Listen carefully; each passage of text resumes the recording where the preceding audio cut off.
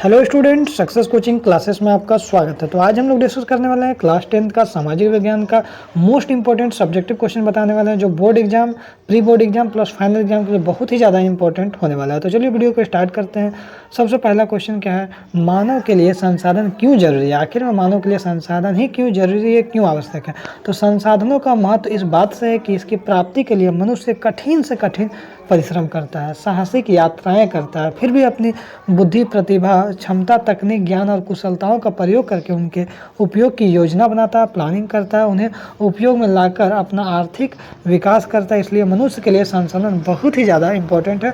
ये क्वेश्चन 2023 में क्वेश्चन पूछ चुका है। चलिए दूसरा क्वेश्चन क्या बोल रहा है, नदियों में बांध क्यों बनाए जाते हैं? ये भी क्वेश्चन 2023 में क्वेश्चन पूछ चुका है। नदियों पर बांध इसलिए बनाए जाते हैं क्योंकि बांध देश के समग्र बुनियादी ढांचे में महत्वपूर्ण भूमिका निभाते हैं। बांध एक संरचना है जो पानी को वापस रखने के लिए एक धारा या नदी के पार बनाई जाती है। बांधों का उपयोग पानी को जमा करने, बाढ़ को कंट्रोलिंग करने तथा बिजली पैदा करने के लिए किया जाता है। वेरी वेरी इंपॉर्टेंट क्वेश्चन, याद जरूर कर लीजिएगा। ठीक है, आगे यदि हम लोग देखते हैं नेक्स्ट क्वेश्चन क्या बोल रहा है, जो बहुउद्देश्य नदी परियोजनाओं से होने वाले लाभ और हानि बताइए। 2010 में, 12 में, 15 में, 17 में पूछा। मैंने मोस्ट रिपीटेड क्वेश्चन है। चलिए देखते हैं। सबसे पहले हम लोग लाभ देखते हैं। बहुउद्देश्य परियोजनाओं के उद्देश्य और लाभ, उद्देश्य बोलेगा या लाभ बोलेगा, एक ही बात है, लिख दीजिएगा। जल भंडारण में सहायता मिलती है। पहला लाभ क्या है, जल भंडारण में सहायता मिलती है। दूसरा, बाढ़ रोकने में सहायता मिलती है। तीसरा, जल विद्युत का उत्पादन होता है। चौथा, नहरों द्वारा नौका परिवहन में सहायता मिलती है। और पांचवा, मत्स्य पालन के लिए उत्तम क्षेत्र प्राप्त होता है।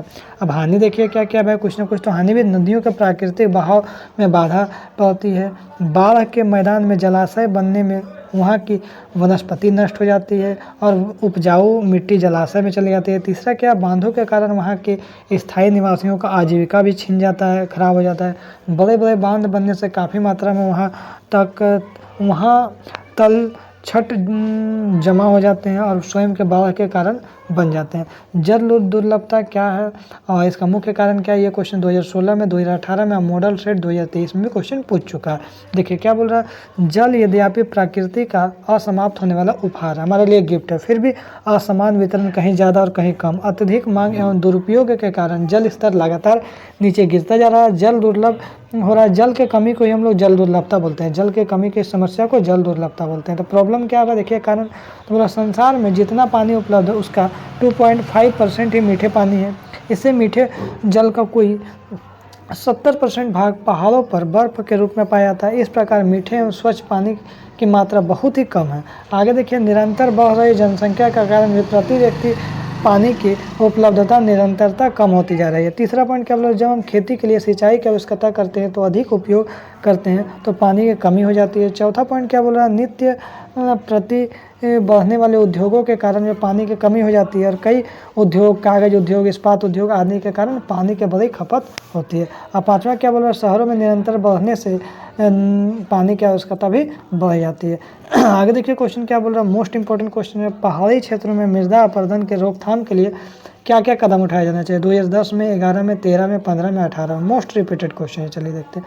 तो पहला लिखिएगा, जब पर्वतीय क्षेत्रों में सीढ़ीनुमा खेत बनाकर भू संरक्षण कर सकते हैं। दूसरा, वृक्षारोपण द्वारा भूमि के कटाव को रोका जा सकता है। तीसरा, बांध बनाकर अवनालिका अपरदन को रोका जा सकता है। चौथा, पौधों की रक्षक मेखला बनाकर रोका जा सकता है। पांचवा, पशुओं द्वारा अति चराई को नियंत्रित करके भू संरक्षण किया जाता है। छठा, कांटेदार झाड़ियाँ उगाकर बालू के टिब्बों को स्थिर कर आदि द्वारा शुष्क क्षेत्र में मृदा अपरदन रोका जाता है। सातवां पॉइंट क्या लिखे, कृषि भूमि में नमी संरक्षण एवं खरपतवार नियंत्रण, पशु चराई को नियमित करने, बंजर भूमि को उचित प्रबंधन, खनन क्रियाओं का नियंत्रण द्वारा भू संरक्षण का काम किया जाता है।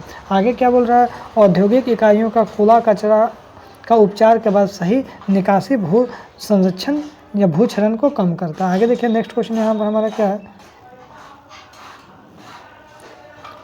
प्रौद्योगिकी और विकास, आर्थिक विकास के कारण संसाधनों का अधिक उपभोग कैसे हुआ है? 2009 में, 10 में, 12 में, 14 में, 16 में पूछा।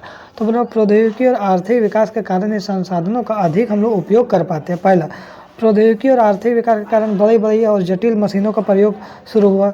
हस्तचलित लीवर और पुली द्वारा बेकार हो गए। कुटीर और लघु उद्योगों का स्थान बड़ी बड़ी कार्यशालाओं शालाओं और मिलों और फैक्ट्रियों ने ले लिया। जो परिवार पहले संपूर्ण घरेलू उद्योग का काम धन और प्रबंध प्रदान करता था, अब बड़े बड़े उद्योगों के लिए कार्य करने लगा। उसके बाद लिखेंगे यद्यपि मशीनी युग में प्रारंभ से भारत में भी बेरोजगारी बढ़ते जा रहा है, किंतु मशीनी उत्पादन बढ़ाने से नए नए उद्योगों की स्थापना हो गई और अधिक लोगों को रोजगार के मुहैया मिलने लगा। आगे तीसरा पॉइंट लिखेंगे उद्योगों का प्रारंभ होने से अर्थव्यवस्था भी बदलने लगी। अब यह मुद्रा पर आधारित होने लगा।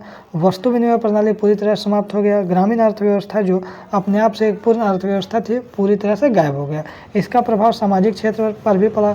अब जाति पर आधारित रोजगार की प्रथा नहीं रही। कोई भी व्यक्ति अपनी इच्छानुसार कोई भी व्यवसाय कर सकता है। अब समाप्यता के आधार पर बताइए वर्गीकरण संसाधन का। तो ये भी क्वेश्चन 2009 में 11 में पूछा है। नवीकरण योग क्या है? नवीकरण संसाधन प्राकृतिक संसाधन होते हैं जिसका उपयोग बार बार किया जा सकता है और जिन्हें भौतिक, रासायनिक और यांत्रिक प्रक्रियाओं द्वारा नवीकृत या पुनः उत्पन्न किया जा सकता है, जैसे सौर ऊर्जा, पवन ऊर्जा, मृदा, जल। तो ये सब क्या हो जाएगा? साम्यता के आधार पर नवीकरण योग।